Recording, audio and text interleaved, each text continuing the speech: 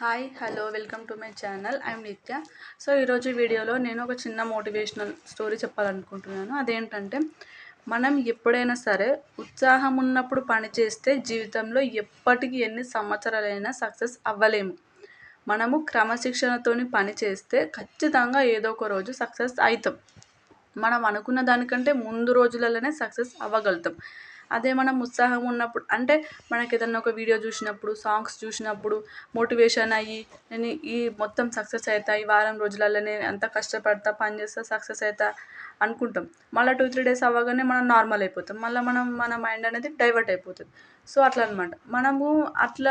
మనం వేరే వాళ్ళు ఇచ్చిన మోటివేషన్‌తోని అట్లా ఒక 2-3 డేస్ మన లైఫ్ పైన ఇంపాక్ట్ ఉంటది అంతే. కానీ మనం ఒక క్రమశిక్షణ, డిసిప్లిన్ అనేది మెయింటైన్ చేస్తే ఖచ్చితంగా ఏదో ఒక రోజు డెఫినెట్‌గా ఏదో ఒక రోజు సక్సెస్ అయితాము. మనం మంచిగా జీవితంలో బాగుపడతాం. అంతే కానీ మనము ఇట్లా ఉంటాయి కదా కొన్ని అంబేద్కర్ సాంగ్స్ అట్లాంటివి, అవి చూసినప్పుడు, చేసినప్పుడు ఇక నేను చేసేస్తా అయిపోతది. అట్లా మాత్రం ఎప్పటికీ అనుకోవద్దు.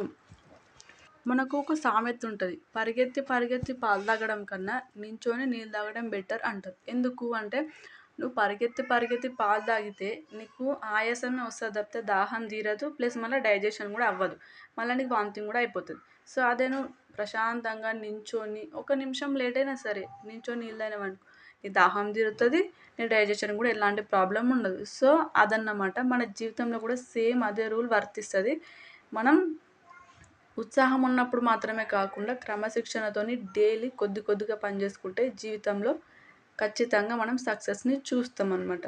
సో అదే నేను చెప్పాలనుకున్నాను. అదే ఇట్లాంటి వీడియోస్ మంచి మంచి చిన్న చిన్న మోటివేషనల్ వీడియోస్ కావాలంటే నా ఛానల్ని లైక్ చేయండి, షేర్ చేయండి, సబ్స్క్రైబ్ చేసుకోవడం మాత్రం మర్చిపోవద్దు. ఇలాంటి మరెన్నో వీడియోస్ కోసము నా ఛానల్ని షేర్ చేయండి, సపోర్ట్ చేయండి ప్లీజ్. Thanks for watching.